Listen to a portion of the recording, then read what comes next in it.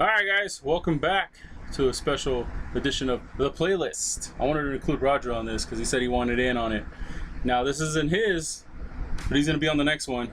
But he's here to judge, judge my playlists the way you guys been doing in the comment section. Thumbs up or down. Yeah, exactly. So, really quickly to address the last one, I even got some DMs like, "Why no baby metal on your top 5 playlists?"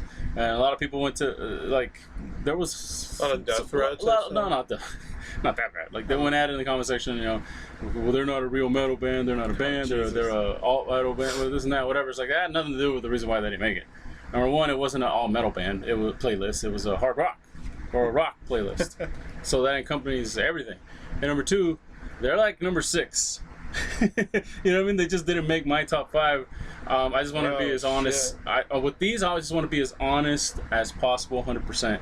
So they're definitely in my top 10. Not in my top 5. That's just, I'm sorry, man. I'm not gonna lie to you guys when it comes to that. Trust me, I have plenty of baby metal songs. Don't do it, Frank. Well, whatever. I didn't break them up. You did. Yeah, but they're not on your top 5. That's worse. I'm gonna have to do. All right, look. I came to the conclusion. I'm gonna have to do. It's gonna be called another top 5 Japanese rock bands. Just to make it just further down the line, because we have a bunch of other ones to get to. So we're getting to this one with one of our favorite bands, The Warning. So this was definitely, as far as like me counting which ones people want me to do next, this was definitely next up. So I'm glad you're here for this because we both witnessed it already, and we both kind of got caught up in their greatness and then become one of our favorite bands through doing this. So all right, let's get into the honorable mentions. So I'm starting off with Red Hands Never Fade. Great song, and I mean, if you heard it, you know why. I mean, it's just pretty much their whole formula. Great chorus, all that stuff that you love about them. Each the girls just, how do I say this? I guess it's their formula already. You know what I mean? And this is one of those songs that I was like, it just caught me maybe in the last month or so. I was just listening to it on a regular playlist, and when I go jogging or whatever, and I'm just like, play that song again. Repeat. And then I'm like, oh, okay, oh yeah, I remember doing this song. I don't listen to it enough. So Red Hands definitely falls in the honorable mentions.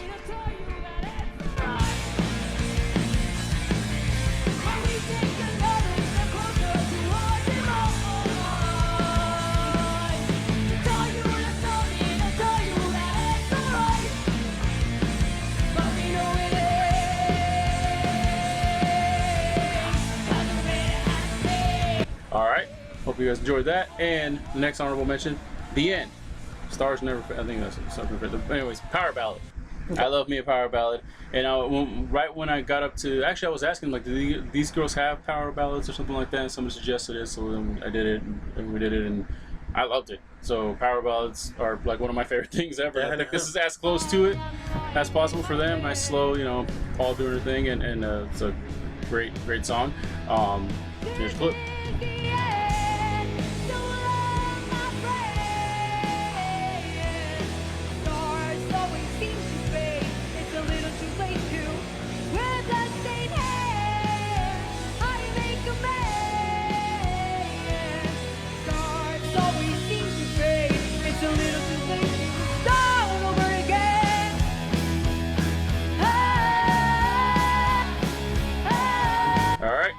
Let's get right into it. All right, Roger, number 5. Narcisista. Okay. So definitely made my top 5. When we first heard it, I was blown away because I didn't know that they'd never done a song in Spanish before. Yeah. And then we found out the reason why they did it was because it was like clapback. Just clap back at the people that were saying, "Why aren't you doing songs in Spanish?" And then they came back with this, and it was a fucking banger, man. Like, just like you could feel the vitriol, the angst in her voice when she's laying down the freaking voice, and like, when a Mexican woman's mad because she puts extra emphasis in the word, and you're just like, oh god, I'm just gonna sit down. Stop yelling at me. So, but I mean, and not only that, but it's still a great like pop rock song, like underneath it all, underneath the message. The reason why they came out with it, I was like, all right, I'm definitely interested in it, and it did not disappoint. What do you think of Narcisista? That's a great song, and yeah, like you said, there's a lot of emotion. She put a lot of emotion into that song, and from her drumming to her voice, she just kills it, dude. And It took me now. And it has the na na na na in there. Yeah. You can't hit a can't song go that wrong has with that. with the na na na na breakdown in there. So there you go. Necesita number 5.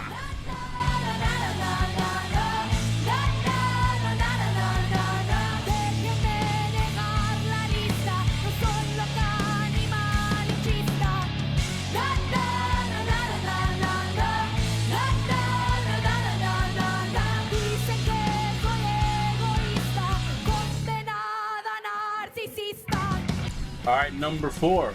This one, I always liked it, and it took me a while because my girl really likes this song, and I was surprised. I thought she would like some other songs, but she really loved this song. And like when we went to the concert last, she's like, "You better record a portion of Dull Knives for me," you know. And like, and she was looking forward to the concert in Santa that we were supposed to go to because she like that's her jam and she wanted to see it live. And then you know, but we are gonna go. When is it? October. Yeah. October. So definitely see it. But anyways, Dull Knives.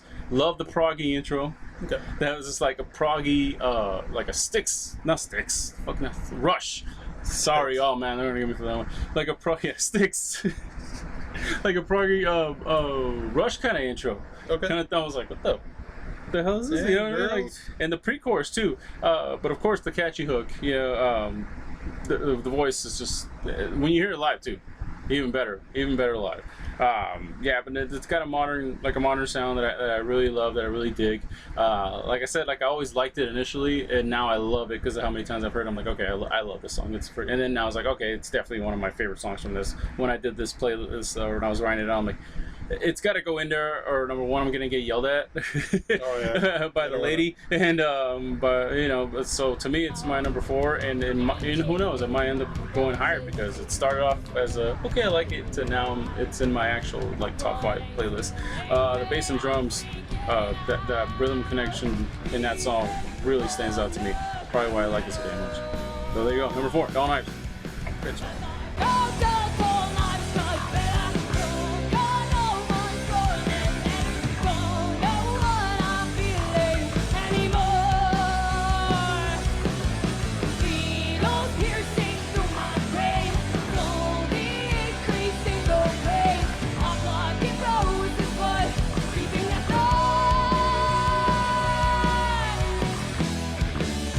Number 3, the first song I ever heard from them, Dust to Dust. This is Paul singing. It really grabbed me right away, and I mentioned this before because like the song sounded, her voice to me sounded like a band that I love, Girl in a Coma. You love this band? I love Girl in a Coma. You ever heard of Girl in a Coma before? They did a cover of Walking After Midnight? David Bowie. Valens? They did a David Bowie song, I think, right? Okay. As the World Falls Down? Yeah. I love that band. And it, like, when I heard, this is the first time I ever heard The Warning, so I heard that, I'm like, ooh, kind of sounds, like, but Girl in a Coma's got more of a Smithy, Morrissey kind of sound, kind of more sadder, you know? And with this, I was like, I heard more aggression and more power and more, and I was like, okay, damn, like, this is, that was just my initial thought. Like, after the song, I was like, okay, that's not who it's familiar to me, and so it caught my attention right away. When I heard the whole song, I was like, okay, no, this is something else, completely different. Like, these girls are fucking awesome. And so, yeah, that's the, and I forgot who it was, man. I wish I remember your name, but for months, it was hounding me. Anytime I put up a freaking reaction, it was like, you gotta listen to The Warning, blah, blah, blah. And I'm like, oh yeah, I've heard of them. I saw them on Ellen, and blah, blah, blah. You know, like, I'm still thinking those little girls that were rocking out on Ellen or whatever. Yeah. And so finally, I'm like, you know what? I'm gonna do it. It was one of those days where it was just me by myself, and I was like, hey, you know what? I'm gonna do it. Fuck it, let's do it. And then I was just like, okay, all right, I was wrong. I waited too damn long. But I mean, I told you after I put the reaction, I'm like, dude, go look at the comment section of that Warning video, and you're just like, who are these people? Where did they come from? It's like, yeah. Right there, yeah. And now we're part of that whole legion of fans, which is nice, and everybody's awesome. So anyways, it led to this, so that's why this song always holds a special place for me. Not only that, but it's an amazing song with a great story and just great build, amazing chorus, like I said, Paul's voice, and hearing it live, and the fact that it opens the shows. I love the fact that it opens the shows. So Dust to Dust, number 3.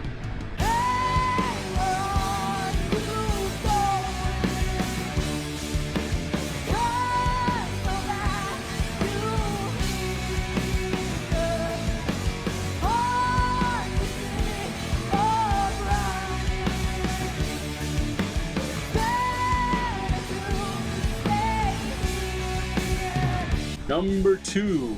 I think it's been my same number 2, the same 2s. Back and forth, but I had to finally, this one. And I'll tell you why in a second once I say number 1. No, number 2, it's Stalker. I love this song because the creepy piano intro gets me like every time. And when it hits into the chorus, it's just like the song has radio hit written all over. Like if somebody will say, "Hey, you internet guy or YouTube guy, I heard about this band, The Warning. Give me what you think would be the best song to play on the radio from them. This would be it." And I know you might disagree with me, but listen, hear me out. It completely sounds modern, like a modern song. Like you know what I mean? Like just the way it flows, everything's so perfectly. I'm like, this song should be on the fucking radio. Why isn't it? You know what I mean? Like here it would be K-Rock. Yeah, be a great introduction. Like, I think it would be a hit, like an amazing hit, because it's got it's a girl like kind of laying out her plans, and there's still a little bit of vulnerability in there. You know what I mean? Like when she gets deeper into the chorus, it's just like, holy shit! Like this, just like this, like I wrote on here, great story. Like the whole build, every time that she's talking, it sounds like there's some parts that are creepy, but it's also like I said, heartbreaking at the same time. And you're just like, man, like when she's saying it's crazy how much, you know what I mean? Like she's admitting that she's fucking crazy, but this is why, God damn it, you know what I mean? And I know it's part of the story, I think, of the album or whatever, but like I don't follow the thing. I'm a song guy. I'm not I know you are. I know you're a concept album guy. Yeah. I'm a song guy. So to me, just hearing this song just on its own, universe, like in its own thing, I was like, man, this song, you can interpret it as just somebody who, you know what I mean, like just the girl who's singing it, Danny, just laying it out there to somebody, like, yeah, like, you think I'm crazy, but I'm not, goddammit. You know what I mean? Like, it's just like, damn. Like, I remember I was listening to at work, and one of my buddies was like, damn. Who hurt her? Like, who did this to you? Jesus, lady. like, oh. And I was like, that's the song I would definitely put on the like I said, the chorus is amazing. To me, it has everything. Like I said, I would throw that on the radio in a second. Love the song. Unfortunately for me, didn't get to hear it live, but maybe next time I hopefully will. Number 2, Stalker.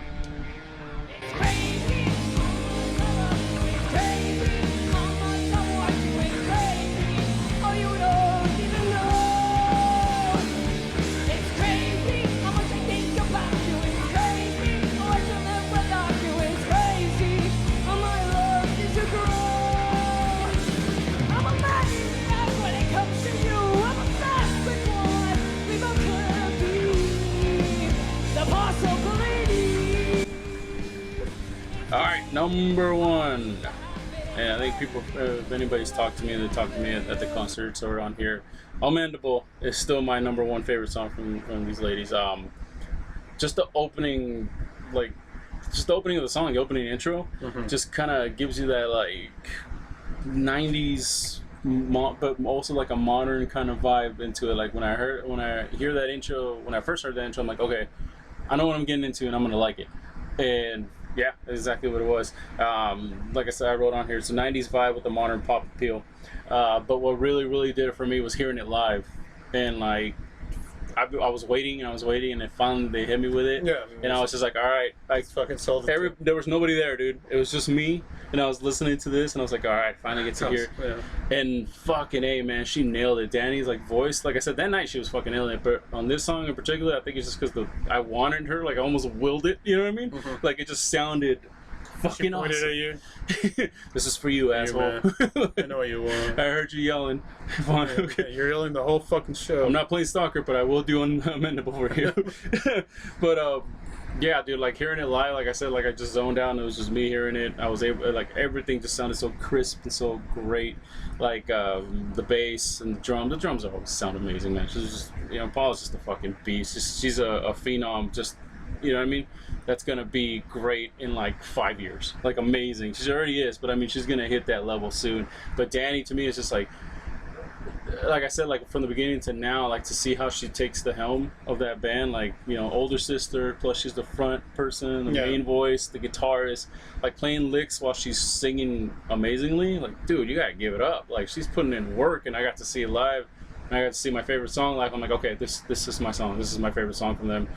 I don't see anybody right now. It's just me hearing it, and it was just like, God damn, this is the song. Other than that, just I don't know what to really tell you. I don't know why the song grabbed me the way it did, but I was just like, it had a lot of elements that I love in a song. Like I said, all the 90s vibe, this pop vibe, the little bit of a raspiness to her voice, but still that kind of like teardroppy kind of thing, and hearing it live, and it all just came together, and I fucking love that song. So that's why it's number one.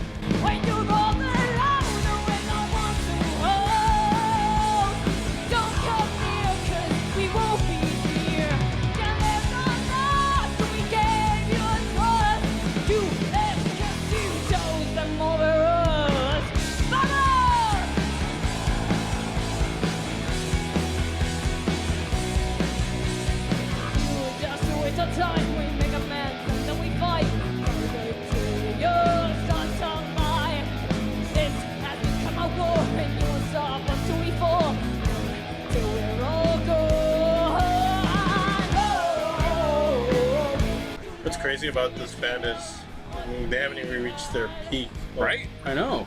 And we say it all the time. And they still have many years ahead. Many. Jesus, dude. Scary good. I mean, what else can you say? like, don't piss off these girls.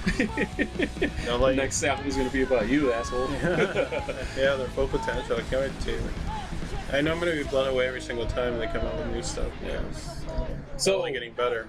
What do you think of my list? You're the voice of the people right now. Great. I mean, those are songs that are, I'm sure they're on a lot of people's top 5s, top 10.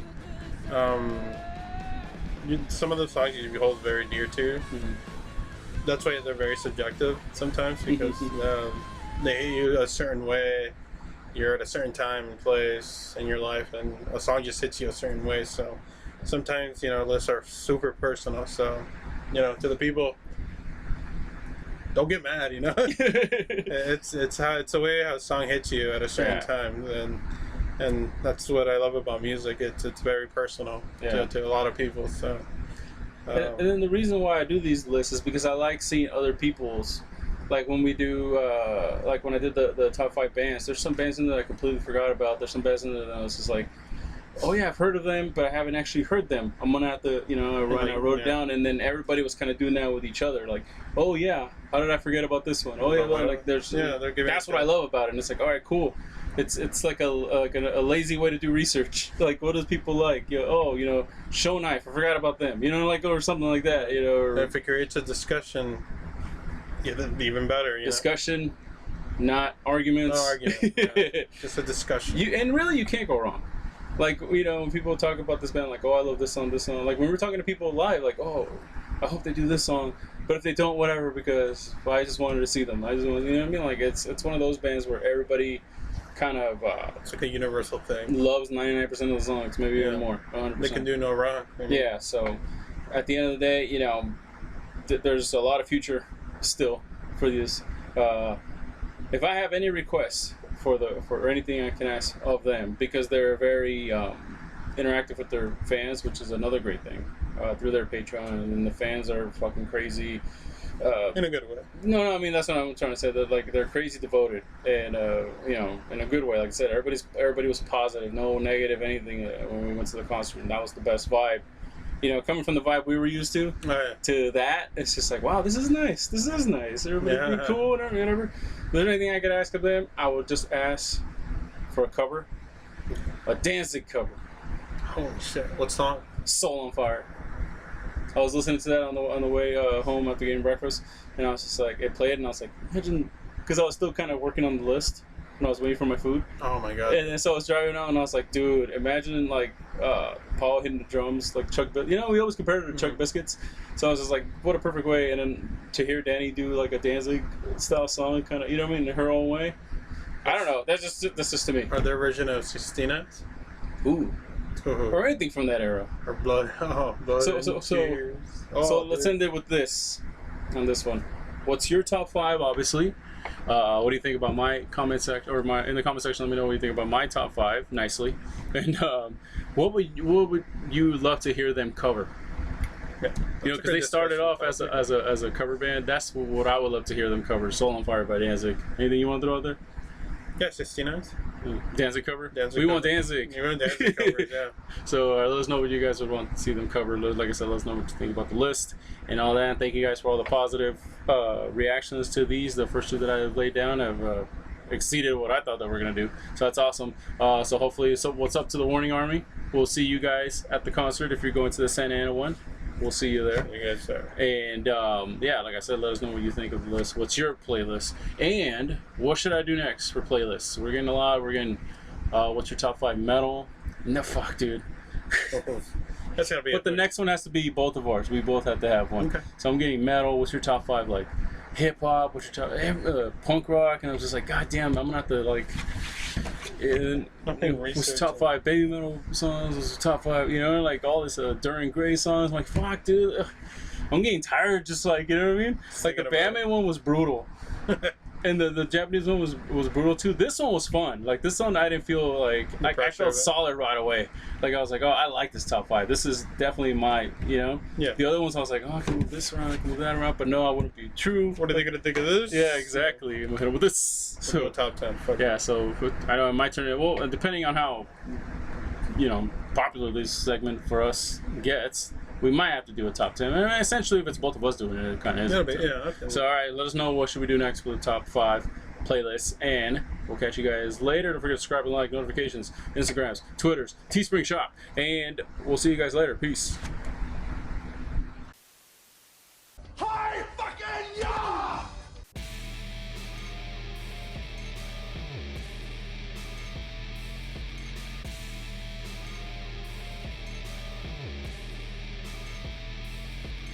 Static Age.